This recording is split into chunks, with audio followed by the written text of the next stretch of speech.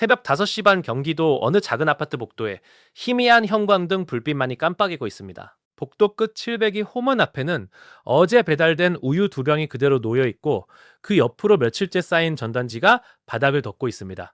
문틈 사이로 새어나오는 것은 오직 텔레비전의 웅웅거리는 소리뿐이고 사람의 기척은 전혀 느껴지지 않습니다. 이곳에 홀로 사시는 78살 박 할머니는 지난 3일 동안 누구와도 대화 한마디 나누지 못했습니다. 자녀 둘은 서울과 부산에 각각 흩어져 살고 있어 한 달에 한 번 전화 통화가 전부입니다. 이 장면이 남의 이야기처럼 느껴지시나요? 시작하기에 앞서 구독과 좋아요 눌러주시면 영상 제작에 큰 힘이 됩니다. 2026년 현재 대한민국에서 홀로 사시는 어르신은 약 200만 명을 넘어섰고 이 숫자는 해마다 무섭게 늘어나고 있습니다. 혼자 밥을 차려 드시고 혼자 약을 챙겨 드시다가 혹시라도 쓰러지기라도 하면 발견해 줄 사람이 없는 것이 이분들의 현실입니다. 고독사라는 단어가 뉴스 속 특별한 사건이 아니라 우리 이웃의 일상이 되어버린 시대에 살고 있습니다. 그런데 많은 분들이 모르고 계신 사실이 하나 있습니다. 정부가 이런 어르신들을 위해 무료로 생활을 도와주는 제도를 운영하고 있다는 것입니다. 바로 노인맞춤돌보험 서비스라는 이름의 이 제도는 안부 확인부터 병원 동행, 그리고 집안 청소와 빨래까지 도와드리는 종합생활 지원 정책입니다. 게다가 2026년 3월 27일부터는 통합돌보이라는 이름으로 대한민국 돌봄 체계가 완전히 새롭게 바뀌었습니다. 오늘 이 영상 하나만 끝까지 보시면 우리 부모님이 받을 수 있는 무료 지원의 모든 것을 완벽하게 이해하시게 될 것입니다. 지금부터 그 핵심을 하나하나 풀어드리겠습니다. 먼저 이 제도가 도대체 무엇인지부터 정확하게 짚고 넘어가야 합니다. 노인 맞춤 돌봄 서비스는 예전에 따로따로 운영되던 노인 돌봄 기본 서비스와 노인 돌봄 종합 서비스, 그리고 단기 가사 서비스 등 6가지 사업을 하나로 합친 것입니다.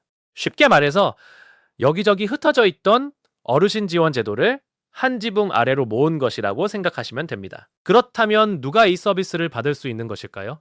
기본 자격은 만 65세 이상이면서 국민기초생활수급자이거나 차상위 계층 또는 기초연금을 받고 계신 분입니다. 여기에 더해서 사회적으로 고립돼 있거나 몸이 불편해서 일상생활이 어려운 분이 대상이 됩니다. 중요한 점은 반드시 혼자 사셔야만 받을 수 있는 것이 아니라는 사실입니다. 자녀가 있더라도 멀리 살고 있어서 실질적인 돌봄이 불가능한 경우에도 충분히 대상이 될 수 있습니다.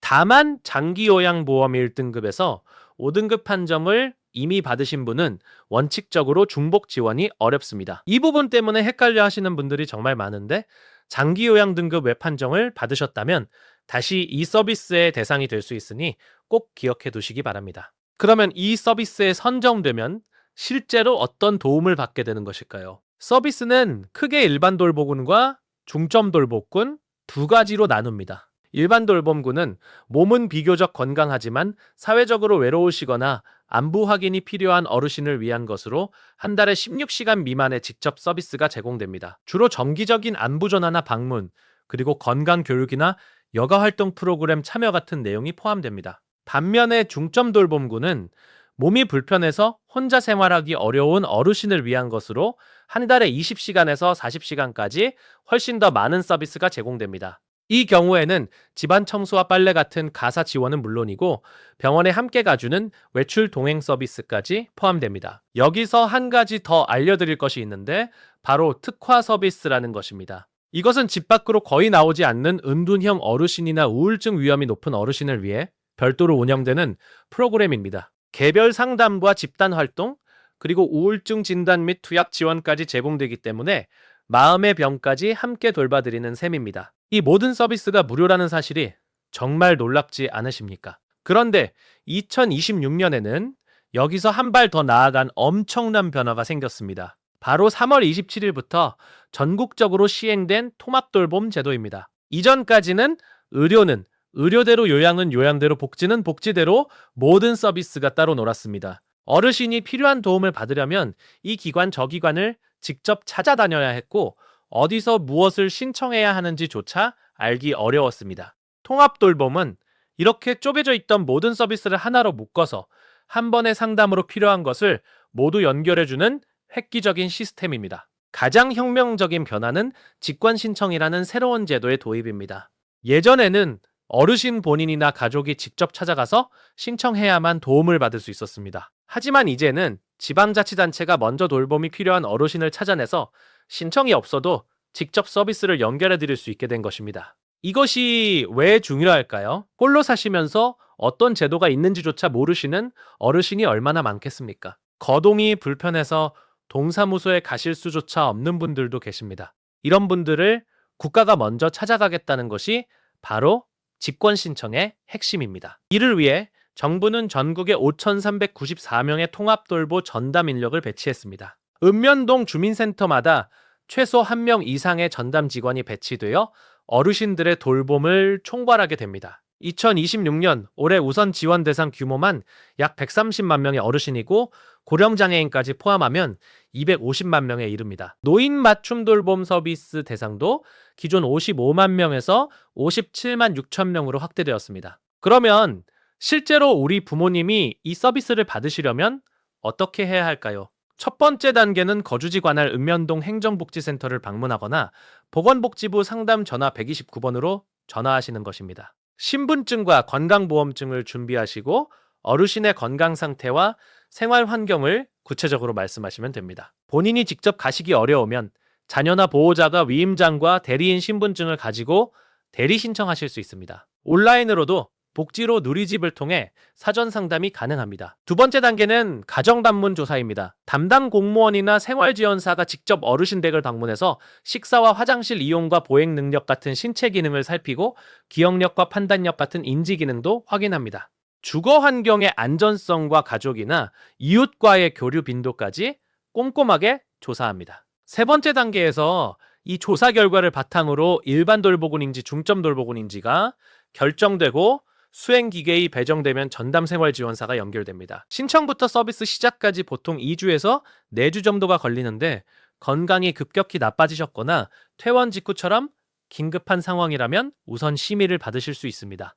실제 현장에서는 이 제도가 어떤 변화를 만들어내고 있을까요? 대구에 홀로 사시던 70대 어르신 한 분의 이야기를 들려드리겠습니다. 이분은 자녀 모두가 타지에 살아 하루 종일 말 한마디 할 사람이 없었고 밥 한 끼 차려 드시는 것조차 점점 힘들어지고 계셨습니다. 그러다 2026년 초에 노인 맞춤 돌보스피스를 신청하시게 되었고 지금은 매주 2번씩 생활지원사 선생님이 방문하셔서 건강도 확인해 주시고 함께 시장도 봐주신다고 합니다. 복지관 인지 강화교실에도 다니시면서 새로운 친구까지 사귀셨다고 하니 삶의 질이 완전히 달라진 것입니다. 자녀분은 누군가 정기적으로 부모님을 찾아봐 준다는 사실만으로도 가슴 한쪽에 무거운 짐이 내려놓아지는 기분이라고 말씀하셨습니다. 이처럼 이 제도는 어르신에게는 존엄한 일상을 돌려드리고 멀리 사는 자녀에게는 안도감을 선물하는 이중의 역할을 하고 있습니다.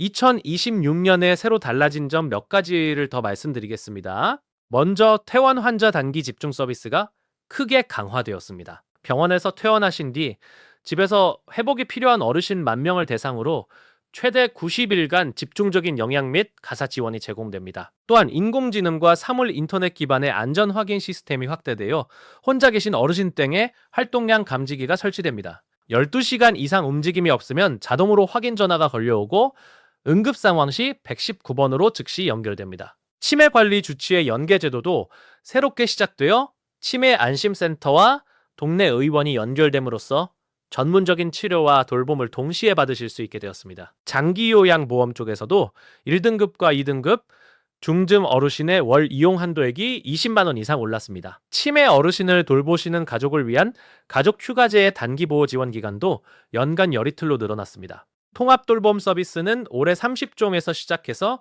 2030년까지 총 60종으로 2배 가까이 확대될 예정입니다. 방문 재활과 방문 영양, 그리고 병원 동행과 통합 재택 간호 같은 새로운 서비스들이 단계적으로 추가됩니다. 신청하실 때 꼭 주의하셔야 할 점도 몇 가지 알려드리겠습니다. 주민등록상 주소지와 실제 거주지가 다르면 반드시 실제 사시는 곳의 관할 주민센터에 신청하셔야 합니다. 지역마다 예산 사정이 달라서 대기 인원이 발생할 수 있으니 가능하면 서둘러 신청하시는 것이 유리합니다. 서비스를 받으시는 중에도 6월에서 1년마다 건강과 소득 재조사가 있으니 상황이 바뀌시면 즉시 수행기관에 알려주셔야 합니다. 만약 장기 입원을 하시거나 다른 지역으로 이사를 가시게 되면 역시 바로 알려주셔야 서비스가 끊기지 않습니다. 그리고 가족과 함께 살기 시작하시면 대상자 재평가가 필요하다는 점도 기억해 두시기 바랍니다. 이 제도의 가장 큰 의미는 돌봄의 책임이 가족에게서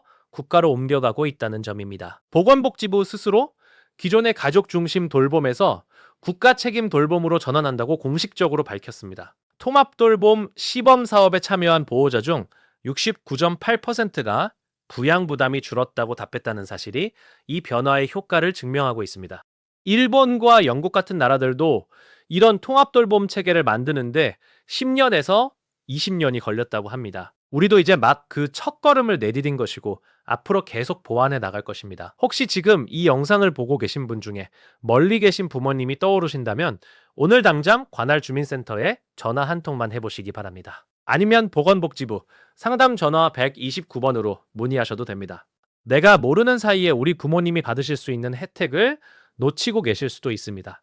이 제도는 어르신의 존엄한 노후를 지키는 안전망이자 떨어져 사는 자녀에게는 마음의 평화를 주는 소중한 복지 정책입니다. 대한민국이 더 따뜻한 나라가 되기 위한 이 변화의 중심에 우리 부모님이 함께 하실 수 있도록 꼭 신청해 보시길 부탁드립니다.